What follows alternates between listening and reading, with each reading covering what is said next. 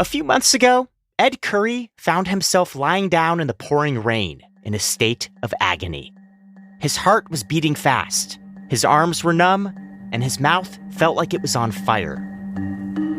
The heat pain lasted for about 2 hours, and then the cramps set in, and that lasted for about 4 more, to the point where I just couldn't even move. The cramps hurt so bad. Curry had brought this suffering upon himself. He had just tasted the fruit of his own labor, a hybrid chili pepper grown on his farm in South Carolina. It's about the size of a golf ball. It's covered in bumps and spikes, and it just looks like an apple that has gone through a Frankenstein. The oil gives it kind of a yellowish, phlegmy tinge, and it's just a brutal pepper. It's ugly. This little nugget of pure torture is called Pepper X. It's up to 1,000 times hotter than a jalapeno, and its kick is more powerful than most brands of police-grade pepper spray. It recently set a Guinness World Record for the hottest chili pepper ever measured in a lab. For Curry, Pepper X is the culmination of more than 20 years of crossbreeding. Peppers aren't just his hobby, they're his livelihood. And the hotter they are, the better for business. By making things hotter, we can produce products that are in your grocery store right now at a cheaper cost. It's about economies of scale. For the Freakonomics Radio Network, this is the economics of everyday things. I'm Zachary Crockett. Today, the world's hottest peppers. Before Ed Curry was growing hot peppers, he was on a path to self-destruction. I was a big, fat, sloppy, drunk pig, and I was smoking 2 packs of cigarettes a day, drinking all day long, straight liquor from, probably 5 in the morning all the way through till about midnight, and doing whatever drugs I could get my hands on. As he tells it, one day in 1982, he ventured into a Vietnamese restaurant in Michigan, where he was living at the time, and asked for the spiciest food they had. The peppers they served him gave him an unexpected rush. The buzz I got from eating the Superhot stuff, the endorphin rush, that got me started on my journey. Curry started chasing a new high, the high of spicy chili peppers. I was writing letters to all these different government agencies around the world saying, I'd like some pepper seeds. I'm studying peppers, and they'd send letters back. Different peppers from India, different peppers from the Middle East and Africa, stuff from South America and Central America and the islands. Curry eventually took a job in finance. But growing peppers with all those seeds was his true passion. And in his circle of friends, he became known as a culinary sadist. The running joke was, if Ed says, try this, don't do it. Thousands of years ago, chilies were a staple of food and medicine throughout Central and South America. After Christopher Columbus took seeds back to Europe at the end of the 15th century, peppers spread around the world. And what people liked about them was always their kick. It's the only truly healthy addiction that I can think of. When you eat peppers, you're hurting yourself, and the body naturally reacts to that by producing endorphins. That's Stephanie Walker. She's a professor at New Mexico State University who has studied chili peppers for more than 35 years. She says there's a common misconception that the heat in peppers comes from the seeds, but it actually comes mostly from chemicals stored in the placenta, that whitish core that's inside of the pepper. It's a very unique set of chemicals known as the capsaicinoids. And depending on the type of pepper and how hot it is, they're going to have different complements of these capsaicinoids. There are 6 different capsaicinoids in total, but the one that tends to impart the most heat is simply called capsaicin. When you eat a pepper, this capsaicin binds to receptors in your mouth. And those receptors send a signal to your brain that basically says, "What the hell are you doing?" It's the same receptors in our mouth that sense thermal heat. So you're actually getting the same sensation as if you burn yourself eating some very hot soup or very hot coffee. Researchers measure this heat in something called Scoville heat units. You might see that term on bottles of hot sauce or packets of seeds. It's a way to quantify just how much capsaicin is in a pepper. The peppers in your grocery store have quite a wide range. A jalapeno is typically around 5,000 Scoville heat units, although that can be lower or higher depending on the environmental conditions. A typical habanero pepper is about 300,000 Scoville heat units. For many years, experts thought that 500,000 Scoville heat units was about as hot as a pepper could possibly get. But in 2001, one of Walker's colleagues at New Mexico State University stumbled across a pepper in India called the Boot Jolokia. It was so hot that it would later be used by India's military to make non-lethal hand grenades. To the Western world, it became known as the ghost pepper. That was more than 1 million Scoville heat units. He got the Guinness Book of World Records for the hottest pepper, and then let the games begin. After the ghost pepper got the world's attention, breeders, some professional, others hobbyists, began to compete for the title of the world's hottest pepper. Records were set and broken again and again, sometimes just months later. Peppers with names like the Infinity Chili, the Naga Viper, and the Trinidad Scorpion Butch T pushed heat levels into the realm of torture. This new wave of peppers was given a name: Superhots. So a Superhot is a type of pepper, the general category above 1 million Scoville heat units. They're definitely too hot for many people, but there is a segment of the population that just really loves these super hot, extremely high Scoville heat unit peppers. That includes Ed Curry. I get a buzz from eating peppers. I eat stuff that normal people won't even go near. I'm getting a huge dopamine drop from, eating really super hot stuff. For most of the 80s and 90s, Curry's peppers took a backseat to his drinking problem. I was more interested in getting to the bar at lunchtime and getting out of work and going to the bar at dinner time.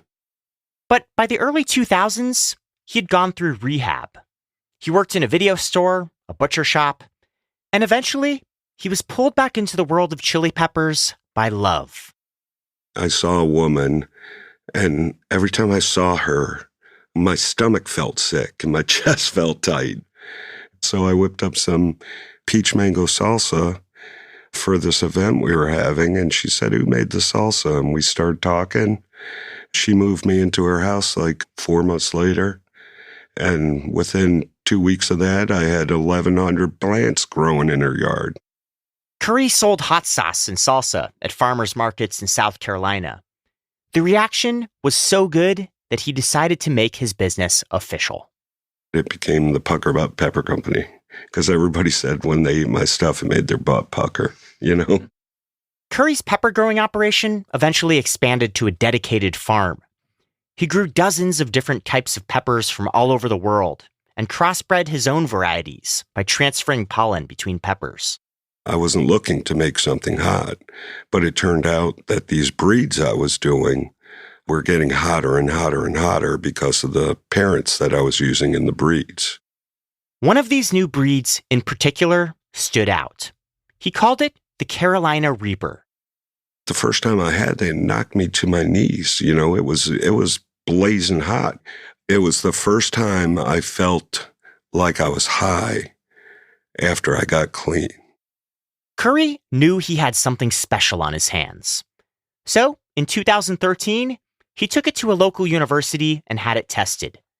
It clocked in at an average of 1.64 million Scoville heat units.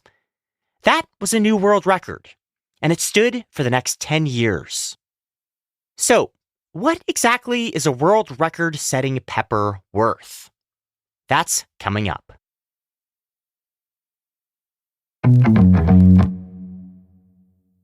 There's never been a better time to grow the world's hottest peppers. For starters, there's a thriving community of super hot pepper enthusiasts who call themselves chili heads.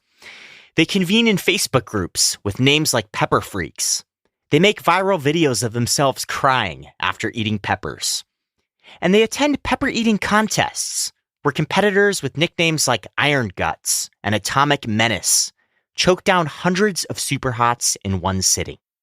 On all the pepper groups, the people who supposedly eat Superhot stuff, there's maybe 50 to 100,000 people worldwide. But that might not seem like enough people to support farmers like Ed Curry. Fortunately, there's another market for their peppers, the $3 billion hot sauce business. When manufacturers make sauces, they start with a concoction called mash. It's basically diced peppers and salt. And on their end, there's a business case for buying mash made with the hottest peppers in the world. With the very hot stuff, there's an economy of scale. So you can use just a little bit, get the flavor, get the heat. They figure out that they can switch, 1 5-gallon bucket of Carolina Reaper for 10 55-gallon drums of salt mash and get the same heat profile. Curry's company, Pucker Butt, sells mash wholesale to more than 100 companies. It also produces its own line of hot sauces and helps other brands develop them too. One of the more well-known entities that Curry works with is Hot Ones. It's a popular YouTube show where celebrities get interviewed while eating increasingly spicier hot wings. We make their mildest sauces and we make their hottest sauces. There's recipes that I came up with that we manufacture and their label goes on it. And they sell it all over the world. To produce all of this sauce, Curry now runs more than 100 acres of pepper farmland in South Carolina, and he grows nearly 8,000 varieties of peppers. He says Pucker Butt isn't quite at the top of the hot sauce kingdom, but it's up there. We're probably the largest small tier, middle tier hot sauce maker in the country. I mean, there's the big boys like Tabasco and Frank's and, Cholula. The step below them, we're probably the biggest. Hot sauce isn't the only market for hot peppers. Curry also sells pepper seeds that end up at Lowe's, Home Depot, and Walmart's all over the country. The margins on those seeds are so good that one food historian says hot chili peppers have the potential to rival marijuana as the highest grossing crop per acre. Altogether, Curry says Pucker Butt now brings in north of $5 million in sales a year. It's a lucrative business, and that means that Curry has to be very protective of his creations. You can get a patent on a novel plant variety, but it can cost upwards of $25,000. And even with legal protection, Stephanie Walker says it's hard to prevent theft. After you patent it, you have to have the legal muscle to protect it. And that can be a big problem for a small-scale breeder. If you're selling the peppers with seed intact and you haven't heated them or killed the seed in any way inside, you can easily get viable seed from red chili that's just been naturally dried. After Curry set a world record with his Carolina Reaper pepper, he says his peppers began showing up in dozens of products without authorization. Companies do what they do, and essentially when we reached out to them, they all said, sue us. And they thought they could outsue me, to the point where some companies took us to court to try to get my trademarks revoked. One product that used the Carolina Reaper name was the Pocky One-Chip Challenge. It was a little coffin-shaped box containing a single, extremely spicy chip. And eating one became a viral challenge for kids on the internet. In September 2023, a 14-year-old boy died after partaking in the challenge, and the product was taken off the market.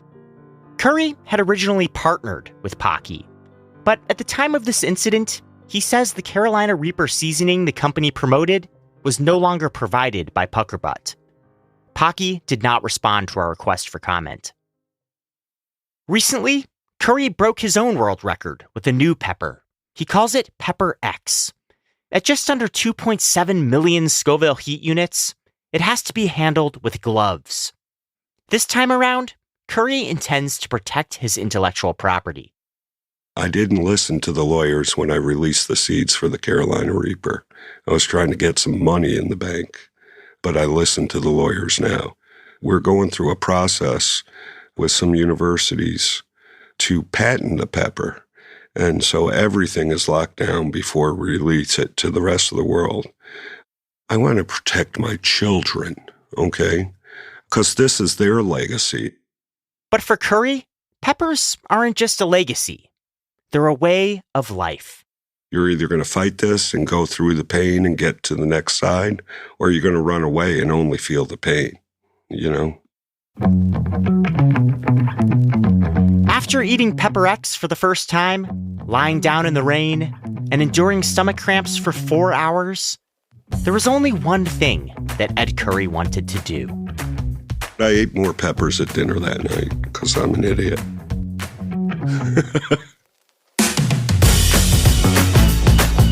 For the Economics of Everyday Things, I'm Zachary Crockett.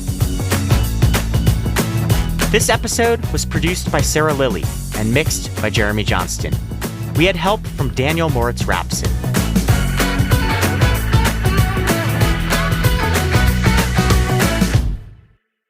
Have you ever accidentally touched your eye or peed after handling a pepper? I've done both on multiple occasions every week, and it's not a pleasant experience. The Freakonomics Radio Network, the hidden side of everything. Stitcher.